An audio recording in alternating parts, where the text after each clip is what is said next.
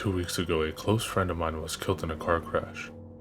His truck had a brake failure and he ended up running off the road.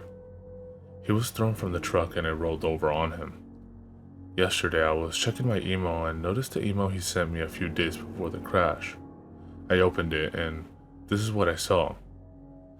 Hey, in my last email, I told you that I was having issues with my computer and that I didn't know where they came from.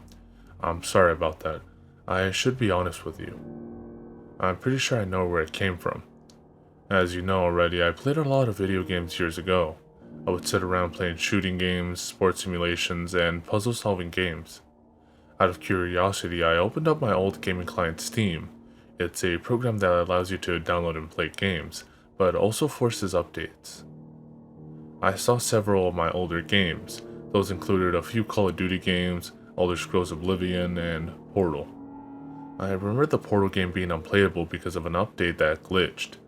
It was supposed to change the ending of the game to provide a sequel hook for Portal 2, but the download was interrupted before I could complete, and I didn't feel like reinstalling the entire game to fix it. However, this time, I really wanted to play the old game for nostalgia-related reasons. I knew it was a short game, so I didn't figure it would take that much time out of my schedule. After some web searches, I found out that having the game cache verified could repair the damages. When I clicked on Verify Integrity of Game Cache and went back to the menu, the game actually started. I started a new game and went through the first several test chambers. Nothing really seemed different about the game at that point, although I noticed my computer was having frame rate issues when I'd look at certain parts of the level. When I got to test chamber 6, however, things began to get worse. My computer slowed to a crawl, making my character skip around the room. The textures on the wall were glitching badly. Thankfully, the test chamber itself wasn't that difficult, so I was able to complete it. I hoped that once I got out of the room, the game would return back to normal. As I was trying to direct my character towards the raising platform to get to the next chamber, a line of dialogue by GLaDOS and the subtitles at the bottom of the screen caught my attention. Unbelievable, text began as normal, but when the voice said, "You, subject name here, must be the pride of subject hometown here," the subtitles actually showed my name and my location.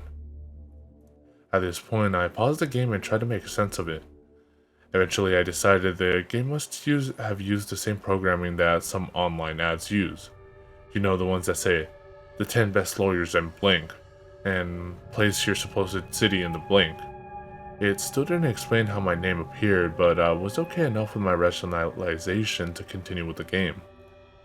Once I made it into test chamber 07, the texture glitches stopped, and the lag returned back to normal.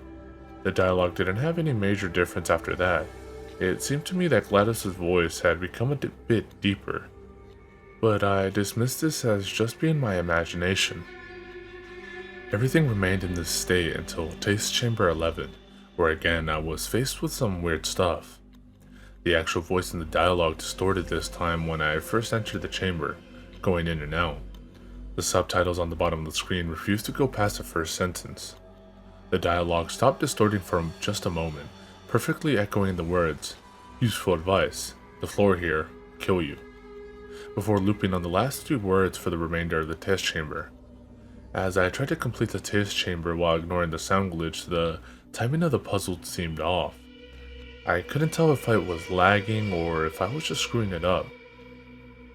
As I continued to fail, I grew more and more frustrated. I was just about to give up on it when suddenly, my character teleported to the middle of the puzzle, retrieving the second portal gun instantly. I went straight from frustration to confusion. "The device has been modified," echoed throughout the room. As per usual, but I noticed that the orange part of the reticle that had appeared on screen was a glitchy pixelated red with some orange mixed in. As I stared at the glitch and moved the mouse around, trying to see if I could get it to go away, a loading screen popped up.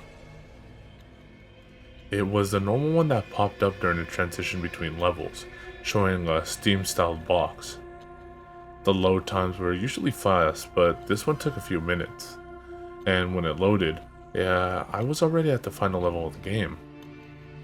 I didn't want that, so I exited back to the main level, and went to the level select screen, trying to get back to test chamber 07. All of the levels were grayed out, even the first level. My only option in the game was to load up my autosave, which was at the final level. At this point, I just wanted to complete the game and get it over with. I actually convinced myself that teleporting forward in game wasn't such a bad thing. After all, the game was becoming increasingly glitched as I played, so I might not have reached the final level anyways. I loaded the autosave and approached the boss fight with GLaDOS. I crossed through the hallway and entered the chamber. Well, the dialogue began, as pictures of cakes, tools, and other random images popped up on the monitors. The dialogue didn't continue as normal. It skipped straight to "my heart" and looped there. The core that was scripted to fall off didn't, and the boss fight didn't start. As the words "my heart" looped in the chamber, I walked around the room. I wanted to just take in the nostalgia one last time before quitting the broken game. That's when I noticed it. The core that was scripted to fall off was supposed to have a dilated purple eye, but instead it was a dark blue one. At first I thought it was the logic core, but the eye was too deep of a blue. I aimlessly shot blue portals at it, to no effect. Then I decided to right click and try the glitched red side. You chose this path. The dialogue began again. The script seemed to continue as normal. The surprise occurred, the glitched core popped off, and the game looked like it was going to continue as it should have. As soon as I picked up the core, however, dialogue that I had never seen before came up in subtitles. In happiness, the seeds of independence. In independence, the seeds of revolt. At this point, I heard 3 rapid dings and my game minimized. A Steam message had popped up, saying that the game's cache verification had completed and saying that Portal was ready to play. Steam still showed last played 3/2/2010 in the information for the game, as if I was playing another game entirely. I closed the game using Task Manager, noticing that the process was listed as revolt.exe. After seeing this, I went straight to my antivirus and figuring that the Portal I was playing was a virus in disguise. After scanning my entire computer, I found one virus, pack.revolt. I searched on the web and confirmed it was a real computer virus. I had it quarantined and took further measures to clean up my registry. Then went back to the search engine to see if there was anything else I needed to do. One thing still bugged me though. It was that the virus took the form of a video game. That behavior didn't match what I was finding online about it. I couldn't find any further steps I needed to take, so I closed out of my web browser. As soon as I did, my graphics card glitched up and I was faced with a blue screen of death. My computer wouldn't turn off manually and none of my keys were responding. Behind my back, I heard a single beep. I spun around and noticed my PS3 booting up on its own. I got up from my chair and turned on the television it was hooked up to. A Windows-style blue screen of death was on my television. Excuse my language, but I let out a loud, "What the hell?" at this point. I quickly unplugged my PS3 from the wall and turned back towards my PC. Only then did I notice something off about the screen. There was something there, behind the white text of the error screen. I immediately ran out of the room, grabbed a camera, and took several pictures of the screen. After reviewing them in my camera, all but one of them were corrupted. As soon as I made sure I had something to show about my experience, I unplugged the computer. My computer refused to start up the next time.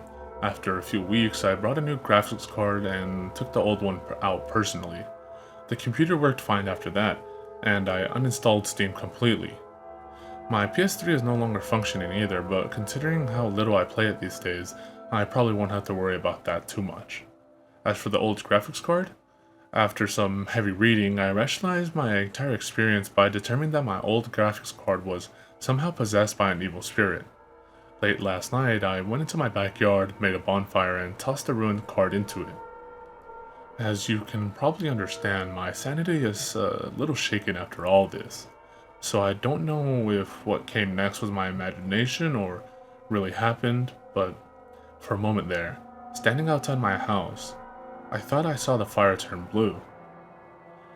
Here's what actually worries me the most about this whole experience. I never knew about this existing. I never knew that machines could be possessed by anything.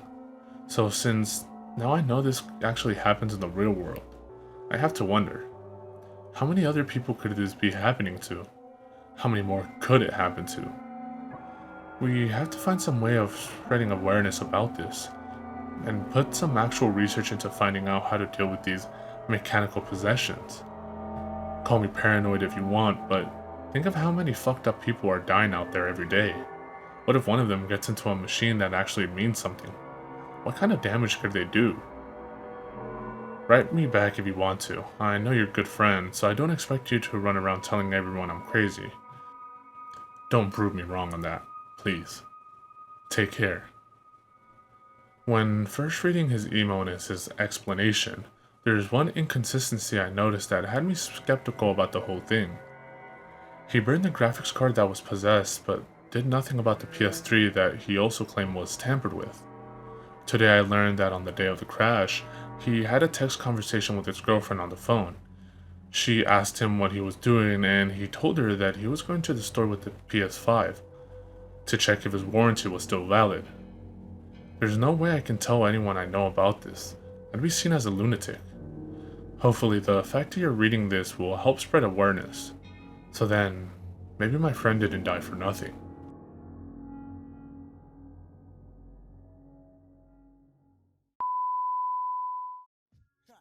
In this little shop of horrors, that's how we get down. Yeah, enter, the projects on the prairie, scary. We two at the gate with Bloody Marys. Blood, a rail full of blood. Back to the cemetery, get more blood. Standing on the grave, drinking blood, smoking bones. We seen a crew of crews running by with stolen tombstones. With Hell's Angels on the chase, they lost the bus of black skull. Want your embrace, they tie you up in chains and they stomp on your face. They go to purgatory and they beat the fucking case.